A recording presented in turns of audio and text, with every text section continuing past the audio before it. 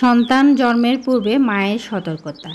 অতি দুঃখজনক হলেও সত্য যে বাস্তবে দেখা গেছে প্রেগনেন্ট মায়েরা 9 মাস 10 দিন অর্থাৎ 40 সপ্তাহ সময় কাটান অন-ইসলামিক কর্মকাণ্ড করে।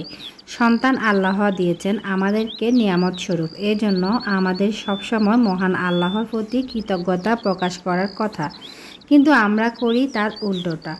তখন অবসর সময় কাটানোর জন্য দেখা গেছে অনেক মায়েরাই রিমোট হাতে নিয়ে টিভির সামনে বসে সময় কাটায়। অশ্লীল নাচ, গান, সিরিয়াল, নাটক, হিন্দি সিনেমা ইত্যাদি উপভোগ করে থাকেন। আমরা যদি একটু গভীরভাবে চিন্তা করে দেখি যে পেটে যে সন্তান আছে সে সবই শুনতে পায় এবং মায়ের কাজকর্ম বুঝতে পারে।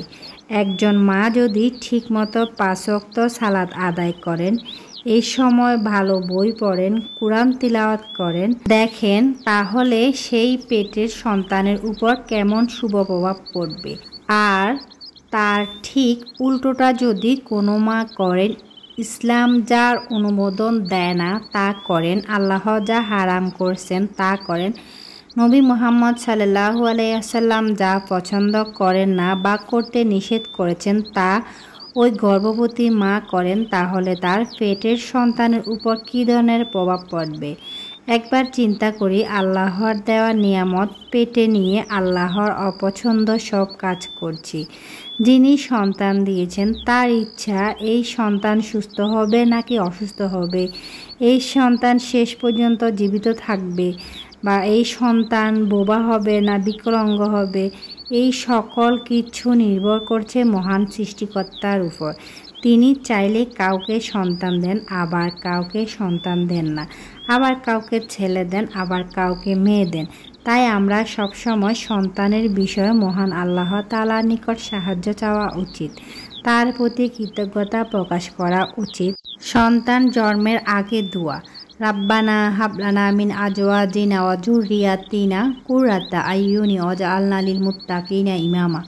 হে আমার রব, আপনি আমাদেরকে এমন স্ত্রী ও সন্তানাদের দান করুন যারা আমাদের চক্ষু শীতলকারী হবে, আর আপনি আমাদেরকে মুত্তাকিনের নেতা বানিয়ে দেন। শিশুকে টিভির সামনে বসিয়ে দিয়ে আবদ্ধ অকেজ না রাখা। কোনো শিশুর মা নিজে হয়তো কারো সাথে ফোনে গল্প করছেন অথবা কোনো একটা কাজ করছেন, তখন শিশুকে নিজের থেকে দূরে সরিয়ে রাখার জন্য টিভি ছেড়ে দিয়ে তার সামনে বসিয়ে দেয়। শিশুকে একটা আপদ মনে করেন। এতে ধীরে ধীরে একসময় শিশু টিভিতে আসক্ত হয়ে যায়। তারপর থেকে মা যখনই সুযোগ পান শিশুর যন্ত্রণা থেকে বাঁচতে এই সহজ কাজটি প্রায় প্রতিদিনই করে থাকেন। তিনি জানেন না তিনি শিশুর কত বড় ক্ষতি করছেন। আজকাল অহরহত বাড়িতে বা গাড়িতে দেখা যায় ছোট ছোট শিশুদের হাতে একটা ভিডিও গেম ধরিয়ে দিয়ে মা বাবা গল্পে মত্ত। এতে কথা বলার সুযোগ হারিয়ে শিশুরা অসামাজিক এবং অন্তর্মুখী হয়ে পড়ে।